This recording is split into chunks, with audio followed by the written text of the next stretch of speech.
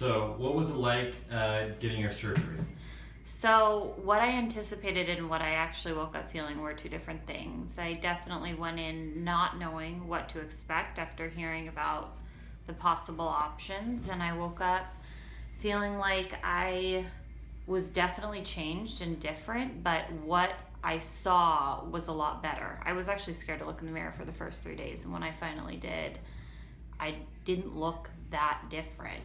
And it's definitely still very strange walking around in the world and wondering what people think when they look at my face and how they're reading my face, because I can tell. They look in both eyes, they're checking out that something's off, but I don't think that they know exactly what's going on. So it's an adjustment, but again, life is short, and I would rather be out in the world than sitting inside my apartment with a little bit of a paralyzed face.